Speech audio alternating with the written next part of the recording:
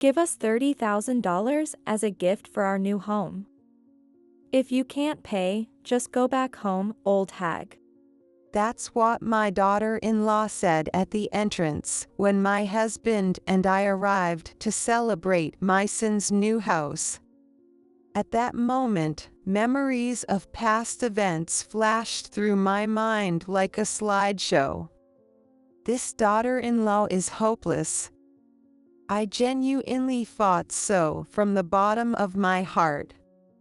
We stood frozen at the entrance. When I looked up at my husband, Ted, he seemed so exasperated he couldn't even speak. "Shall we go home?" I muttered, and Ted nodded.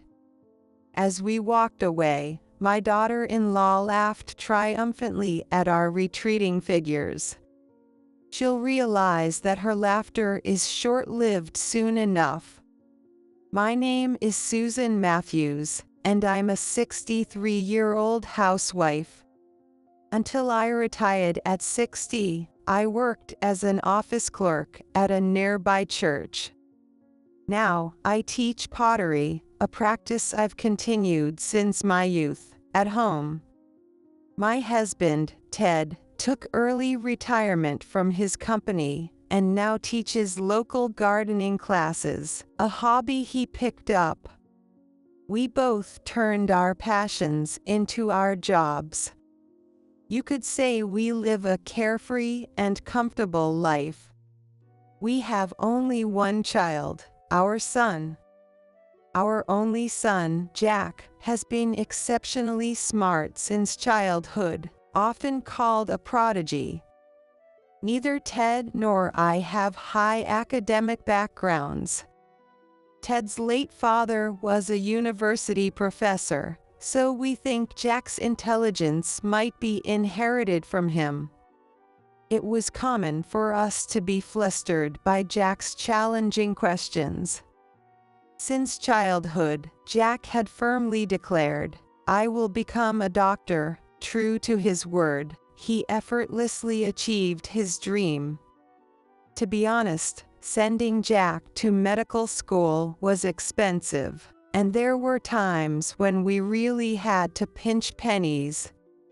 Still, we worked hard for Jack's dream. Now, Ted and I can laugh about those days, and it feels strange. Jack, who became the doctor he dreamed of being since childhood, lives in the next city, about an hour away from us. He works at a university-affiliated hospital and seems to have a pretty tough job. I can't help but worry, thinking of him handling a demanding job all alone, away from his family. I hoped he would get married soon and give us some peace of mind. Although we never directly told him, it was a heartfelt wish of ours. Recently, our wish came true. It's been 3 years since he married Emily, a nurse who worked at the same hospital. Though it's a bit lonely that he doesn't visit home often due to his busy job, I'm glad he's not single anymore. That's what I thought. However, our peaceful life is now troubled by our daughter-in-law, Emily. When Jack informed us about his marriage, it was quite sudden. I had always told him to introduce any woman he was dating, and Jack would occasionally bring his girlfriend home. But this time, he hadn't brought her home even once. Of course, we hadn't been introduced to her either. "You never mentioned you were seeing someone, and now you're suddenly getting married. Is there a reason to rush the wedding?" Noticing Jack's unusual demeanor, I asked. For once, Jack hesitated. I quickly sensed he was hiding something from me. "Is she pregnant?" My motherly intuition kicked in, and I pressed him. Jack, looking a bit troubled, admitted, "Yes, she is." From his tone, I sensed he wasn't entirely convinced. "What's wrong? If you seem unsure, it will make her anxious. Be more decisive. You're going to be a father." My voice rose in response to Jack's indecisiveness. I never raised my son to be a man who would leave a woman uncertain after getting her pregnant. You're right. Yeah, I need to take responsibility for my child. Jack muttered as if shaking off something. I remember feeling immensely relieved that my son wasn't turning into a lowly man. From there, the lead up to the wedding was hectic. In the end, Emily, the bride-to-be, never even greeted us before the wedding. Even when we asked her to show her face, she said, "I'm in the early stages of pregnancy," and didn't come to see us. I worried if she was having severe morning sickness, and asked Jack about it.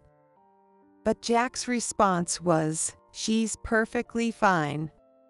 Moreover, despite not coming to greet us, we heard rumors that she was off on premarital and bachelorette trips.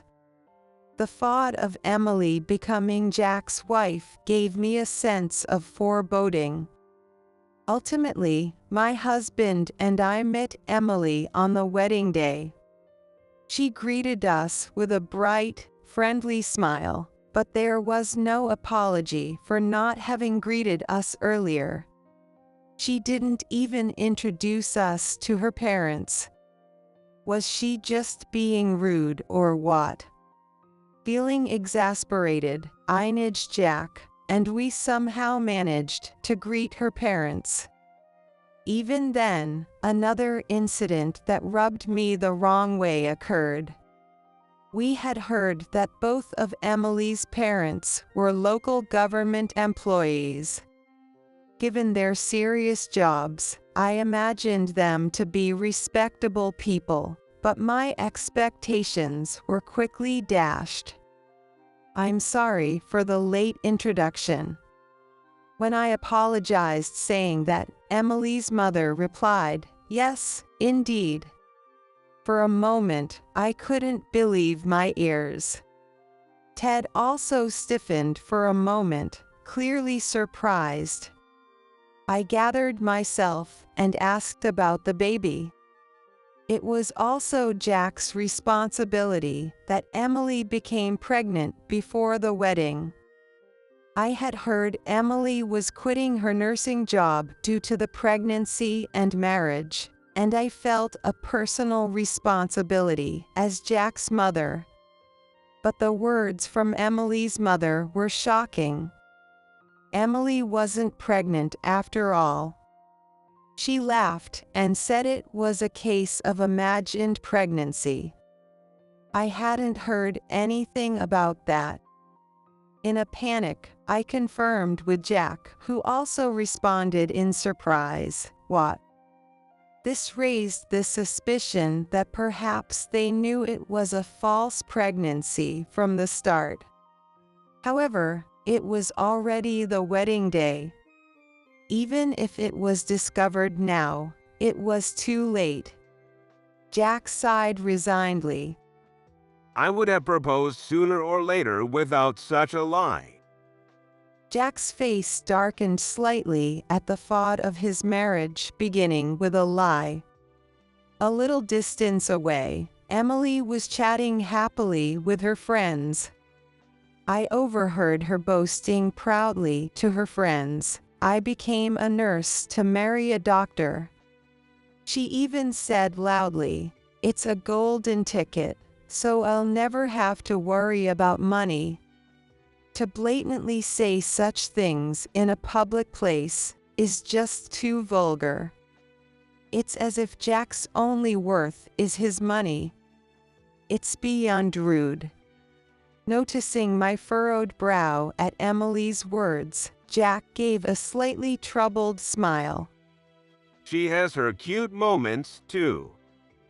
Jack whispered to me, trying to defend Emily.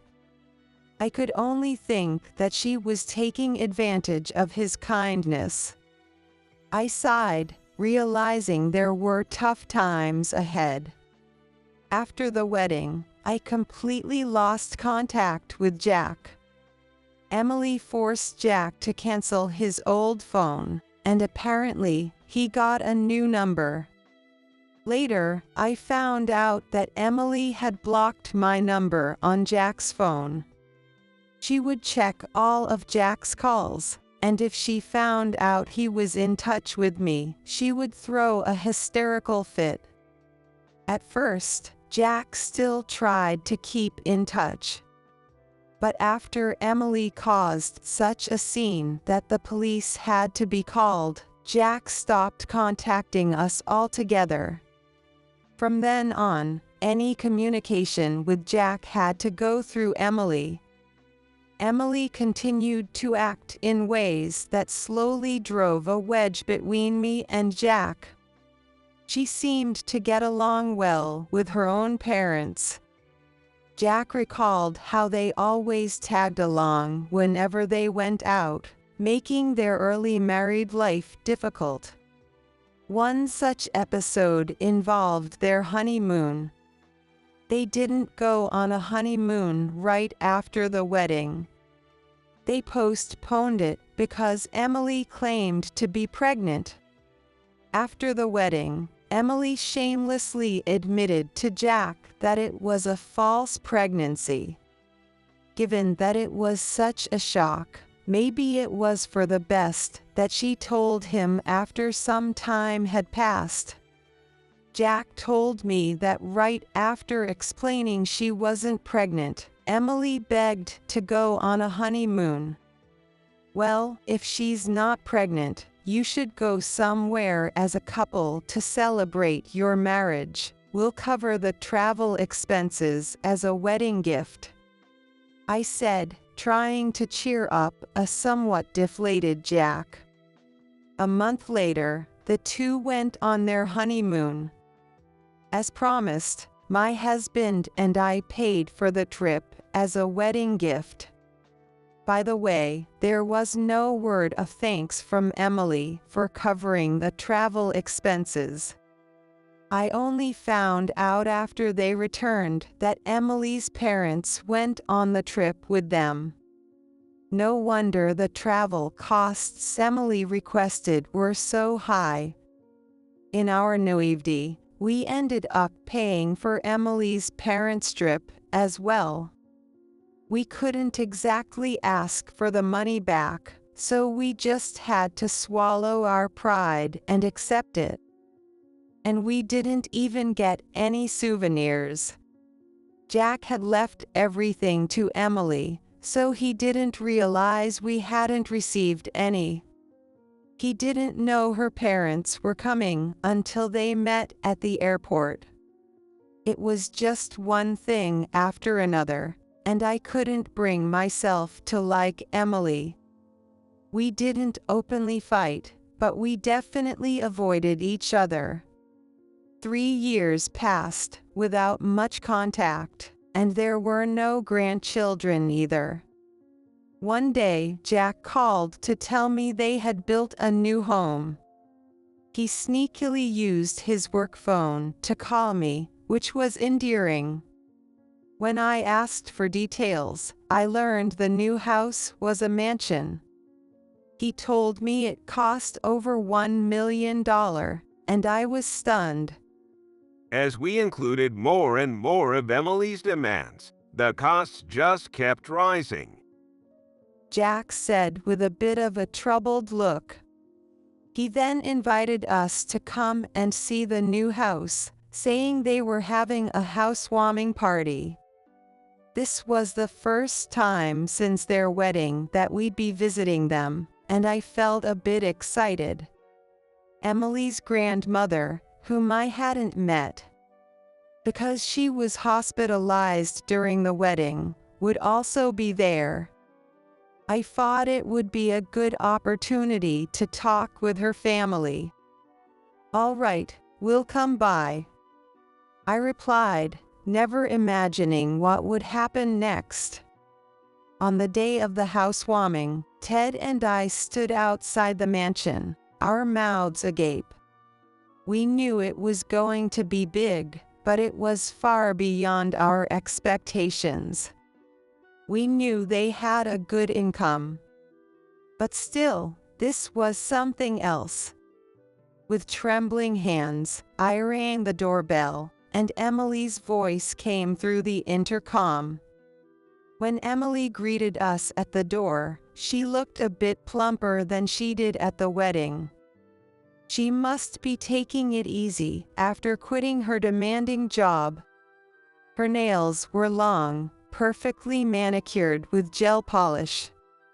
Clearly not suited for housework. Looking down the hallway, I saw 3 women in aprons bustling about. Oh, those are the maids. I'm terrible at housework. Emily, who had quickly noticed that I had seen the women in the back, said with a smile. Apparently, they've had maids since the beginning of their marriage. Having skilled people do the housework is better for both me and Jack. Trying to do what I'm bad at just leads to failure. Emily explained her philosophy, clearly taking advantage of their wealth. Meanwhile, Ted and I were still standing in the doorway, being looked down upon by Emily. "Emily, may we come in?"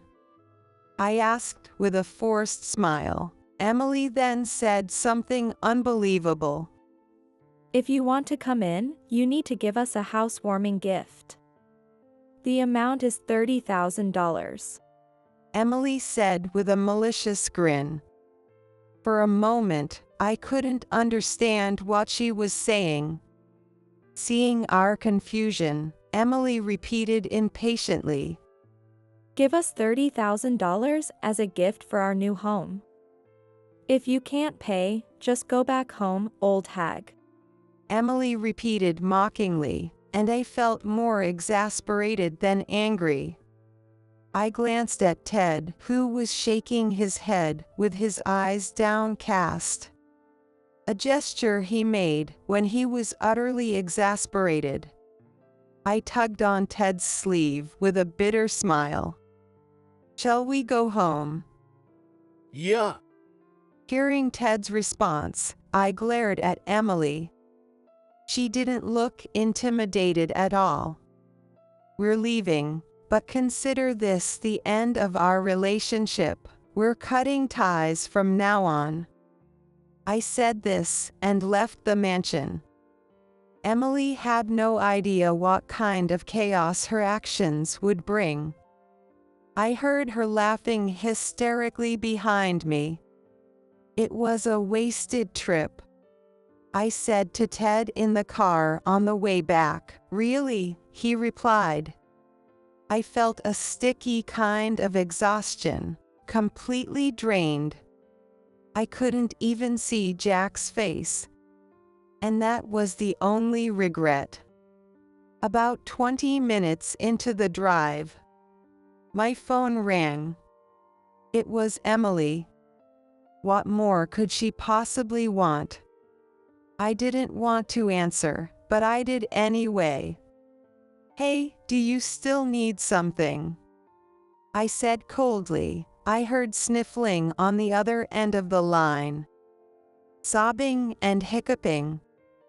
It sounded like Emily was crying like a child. "Emily, are you crying?" It wasn't out of concern, just a confirmation. Susan, please come back immediately. I'm begging you.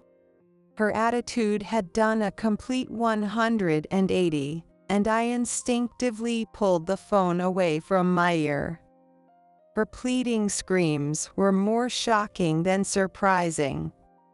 Where did all that bravado go? I can't pay $30,000, and even if I went back, you'd just turn me away at the door. Enough with the mockery. I said we're cutting ties. Hearing my words, Emily's crying grew louder. Grandma knows you, Susan. She got really angry. I'm so scared of her. Emily's explanation was incoherent, filling my mind with questions. I had never met Emily's grandmother. Being scared of your grandmother's anger. Stop acting like a child. Take responsibility for your words. You're an adult now. I was so irritated by her continued crying that I raised my voice. Then I heard a low, commanding voice of an older woman behind Emily, telling her to apologize sincerely. Listening closely, I suddenly realized. Emily's grandmother, is she by any chance Mrs. Barbara Streisand? Barbara Streisand is an elderly lady who has been taking pottery lessons from me. In a sense, she is my apprentice. She started learning pottery later in life and, despite being older than me, always respected me as her teacher. She had endured many hardships in her younger years, making her a rather formidable and cool lady. If she were truly angry, it would indeed be terrifying. Now I understood why Emily was crying and calling in fear. I didn't know you were my grandmother's teacher, Susan. Please come back. Otherwise, I'll be kicked out of the house. Even though she was pleading through her tears, my resolve didn't change. I told you we're cutting ties, didn't I? Do you not understand what that means? My phone's about to die, so I'm hanging up now. I said this and ended the call. Of course, my phone still had over 90% battery left. It wasn't the phone's battery that was about to die, but my patience. On the way home, my phone kept ringing. It was so noisy and annoying that I turned it off. Does she think everything will be forgiven if she cries? I said to Ted, who was driving, and he replied calmly, maybe so. It seemed the phone call had somehow calmed Ted down. He had a gentle nature, and his anger never lasted long. Jack is probably already on his way back home, Ted said with a chuckle. While I was arguing with Emily at the door, Ted noticed that Jack was listening to our conversation from the next room. There's no way he would want to stay married to her after that, Ted said, knowing Jack's personality well and predicting that he would pack up and come back home. Definitely. Answer Emily's call one more time. At Ted's suggestion, I turned my phone back on. Immediately, the ringtone blared. Emily, you're being persistent. Susan. I'm sorry. What can I do to be forgiven? Jack. Emily's voice was even more frantic than before. It sounded like she was outside, with traffic noises in the background. What's happened to Jack? It was hard to hear her through the noise. Jack left. He handed me divorce papers. I tried to chase his car, but I couldn't catch up. Please tell Jack and my grandma it was all a joke. Please, everything will be okay, if you say that. Crying, Emily kept repeating, please. She seemed to be wandering around in the cold, searching for Jack's car, her footsteps dragging. I felt a little sorry for her, but remembering everything that had happened, I couldn't forgive her. This is all your own doing, Emily. Do you know the term you reap what you sow? Your grandmother, Barbara, is a very polite person. Don't you realize you've brought disgrace to her too? Hearing my harsh words, Emily seemed too exhausted to argue back, and all I could hear was her sniffling. But of course, Emily wasn't one to leave it at that. She quickly regained her composure and threw back a defiant statement. But, I haven't done anything wrong. We built a mansion worth over $1 million. Bringing $30,000 as a housewarming gift is the least you could do. It's you and Ted who are being unreasonable. Isn't cutting ties overreacting? I was utterly appalled by Emily's lack of remorse. How could she claim she had done nothing wrong in this situation? I couldn't understand her at all.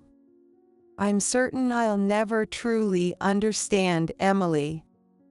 I'm sorry, Emily, I'm tired of talking to you. You need to reflect sincerely on your mistakes for the rest of your life. If you can't do that, your life is over.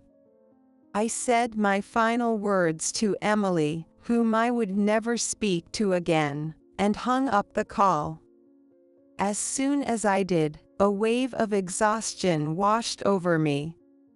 When we saw the lights of our home, Ted said triumphantly, "See, I told you." Jack's car was parked in the driveway. "You're right, you were spot on," I said, impressed, and Ted smiled happily. In the end, Jack and Emily got divorced. There must have been a lot on Jack's mind. Jack's retribution was merciless. He explained to the lawyer that their marriage was based on the premise that Emily was pregnant. Apparently, she had shown him an ultrasound photo, which turned out to be her friend's. In the end, Jack had been completely deceived. He decided to sue for damages for that lie. Emily had accumulated significant debt during her single days due to her spending habits, and Jack had paid it all off when they got married. He demanded repayment for that as well. The total amount of alimony and debt repayment was substantial. Still, Jack was determined not to relent.